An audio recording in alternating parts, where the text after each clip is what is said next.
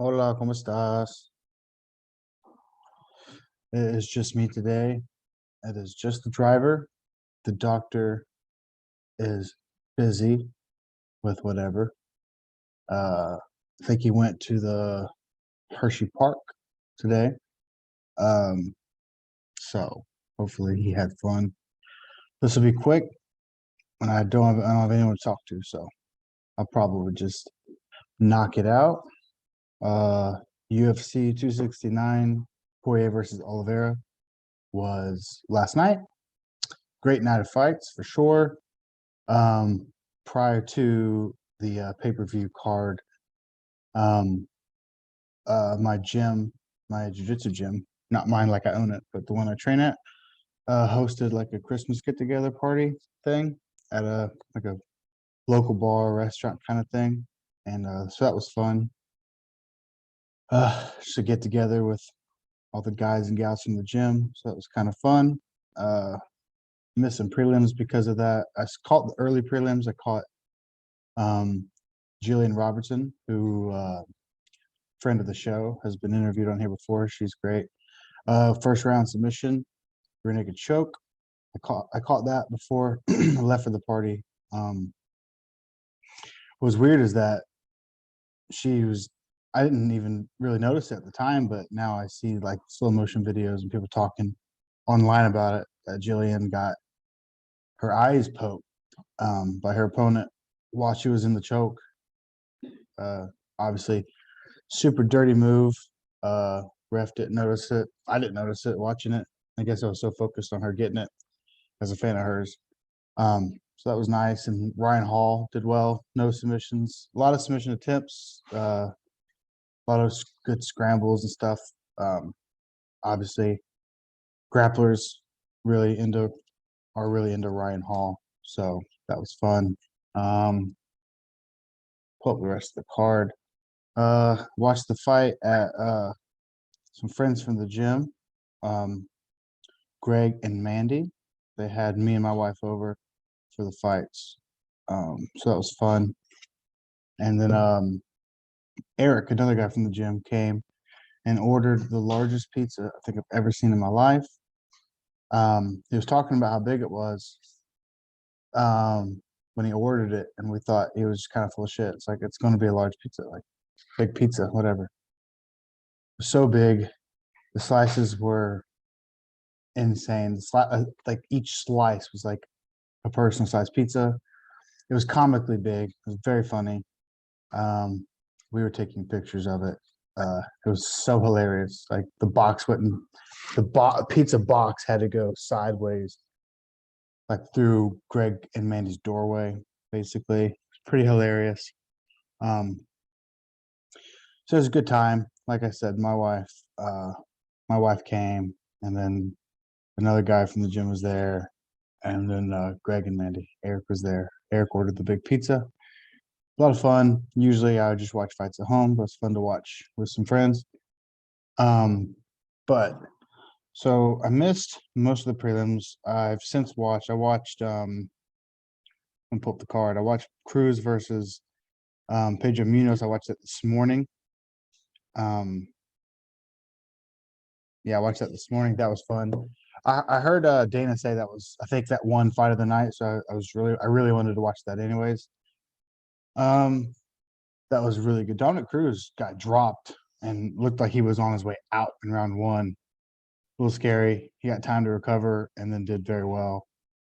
Um, Sorry, I'm trying to pull this up. I'm not the best multitasker. Trying to pull up the card. Let's see. Early prelims. Looks like Eric Anders lost. Miranda Maverick lost, which I wasn't overly familiar with Aaron Blanchfield. I knew Miranda Maverick looked like unstoppable prior, so I had her winning. I think I had Eric Anders winning too. Tai Tuivasa won. I had that. Silva won. I had that. Silva with the round one knockout. I didn't see the fight. Sorry, I saw Tai Tuivasa's knockout. I saw the highlight of it. Looks like it was round two. I just seen the knockout. I didn't see the whole fight. I like him. Obviously, he's very likable, very charismatic. Just like a big fat like party dude. So that's cool. did the shoey on the cage. I saw, and then we saw Dominic Cruz versus Pedro Munoz. Great fight, fun fight. Dominic Cruz still looks like he's got it for sure, I think. And Pedro Munoz is no slouch, that's for sure. I wanted to go with Emmett too. I really wanted to go with Josh Emmett. For whatever reason, I picked Ige just like on my gut. I was like, I don't know. I feel like I feel disrespectful, I guess. I don't know. Not that anyone gives a shit, but um, Josh Emmett winning. Unanimous decision. Didn't see the fight. Saw the whole main card. That was what we watched at the friend's house. Sean O'Malley, what can you say? What can you say? I almost feel like being a fan of his gets you shit on because, you know, he's got a personality, of course. He's got the look. But the whole thing is he has so much star power but hasn't fought anyone ranked. Pavel was ranked when they booked the fight, at least according to Sean O'Malley. I don't really remember. Maybe I do remember. I think he was ranked 15th, but Sean O'Malley said something about it, and then he fell out of the rankings. He didn't lose a fight or anything, but he was ranked, and then someone jumped him, got ranked. Sean O'Malley, again here. He's not ranked, but he's doing his thing. He looks great every fight. I think I like him. I think he's very good. Love to see him in like top 15. I would like to see him against top 10 competition for sure. But I love watching him. I was saying at Greg and Mandy's house that he might be my favorite guy to watch strike. Like as far as fun factor, straight up fun factor, the speed, the movement, the style, mixing up the kicks. He's fun to watch. I think he's fun to watch. So there's that. I predicted that right, and then it did not go well for me after that. Well, after Kai France, which is next. Kai France, I felt strangely confident that he was going to knock out Cody Garbrandt, mainly because obviously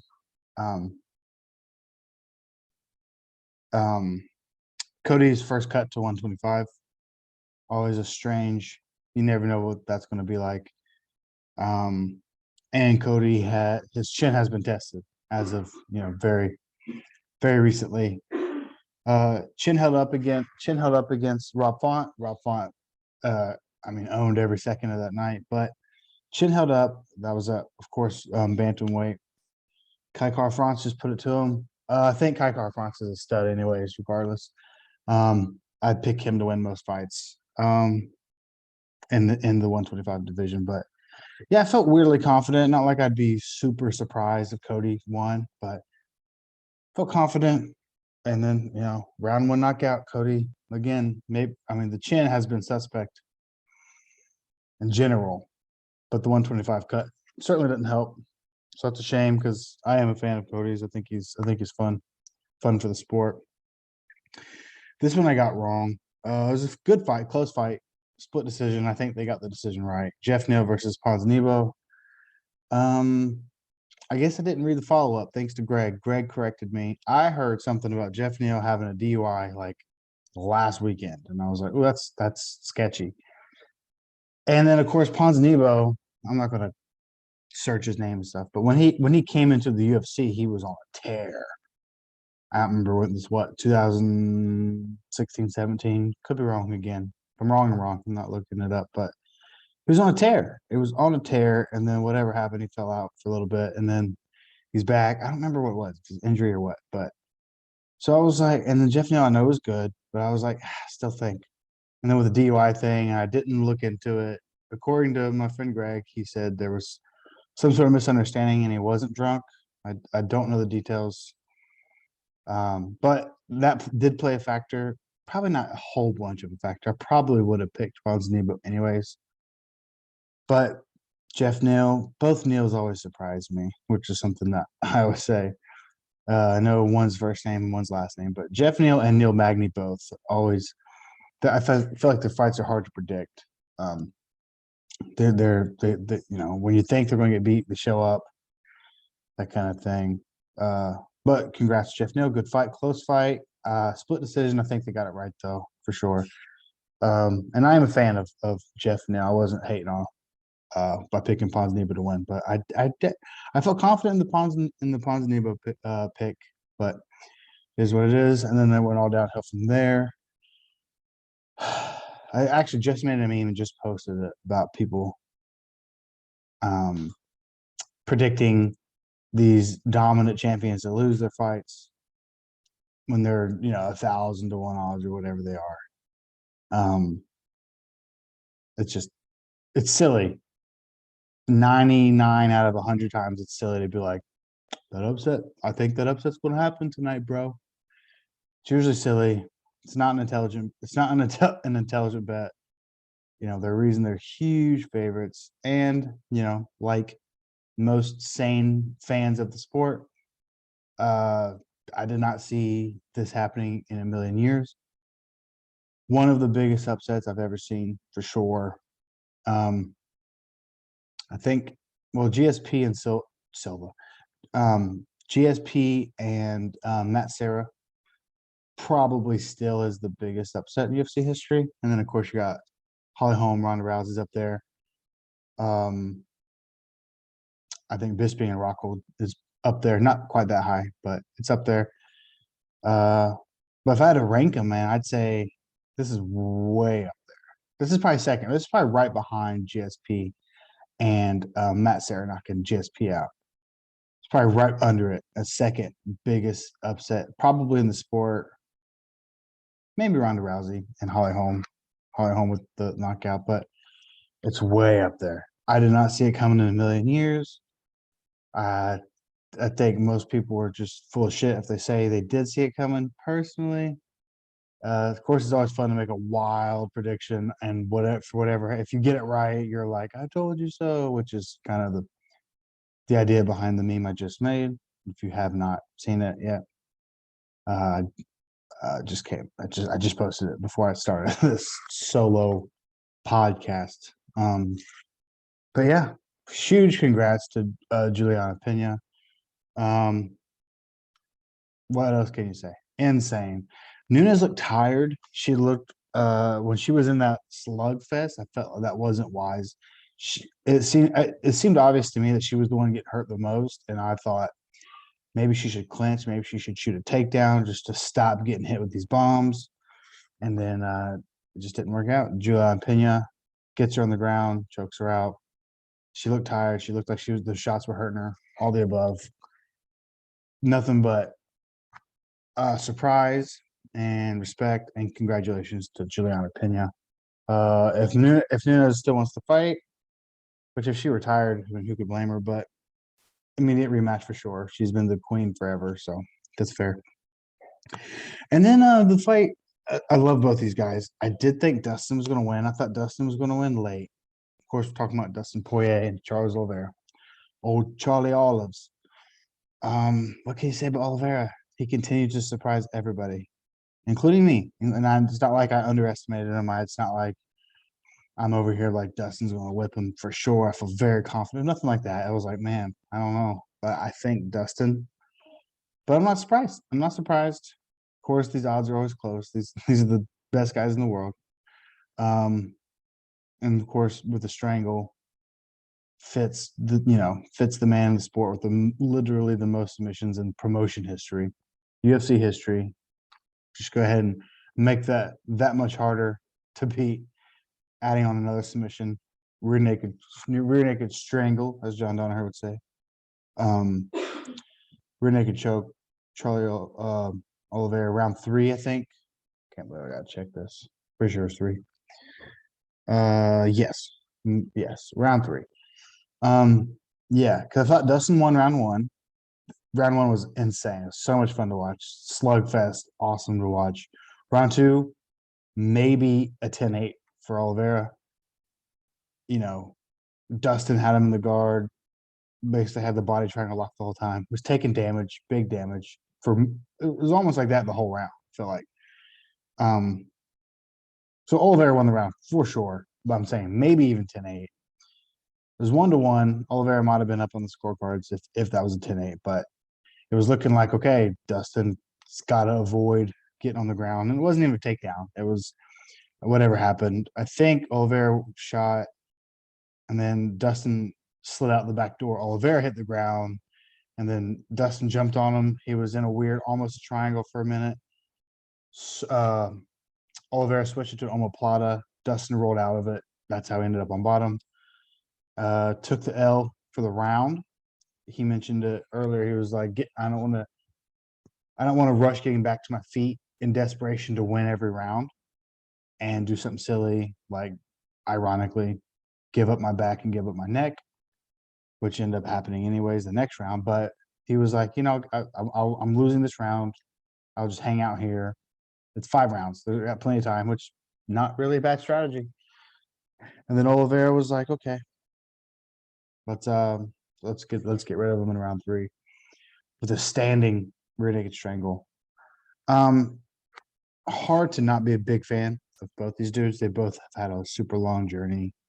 Fan favorites, Big congrats to Charles Oliveira and Dustin Poirier for a fun fight. Fun fight card. I'll see what's going next week. Wait, that might be it because it's probably end of the year, right? Or is there's a fight night next week? I think it's Derek Lewis, oddly enough, or maybe it's Bilal Muhammad, or maybe it's both. I think Bilal Muhammad is fighting. I'm saying all this like I'm not about to look it up, but I guess I'm just bragging on what I know off the top of my head. I really don't know what I'm doing. Okay, yeah, Derek Lewis versus Chris Dawkins. And I was right. It's both. And then Bilal Muhammad and Wonderboy Thompson. Ricky Simone's fighting Rafael Sanso. That's fun. Diego Ferreira's fighting Gamrot. Cub Swanson's fighting Darren Elkins. That'll be wild. Big Cub Swanson fan. If you didn't know, don't have the bet. I don't have a real good reason why, but I really like Cub Swanson. I guess I'll do quick predictions for that. Fun night of fights. Thanks to Greg and Manny for inviting myself and my wife over. It was a lot of fun to watch the fights over there. I'm sure it won't be the last time we'll do that. It's fun to watch fights with other fans.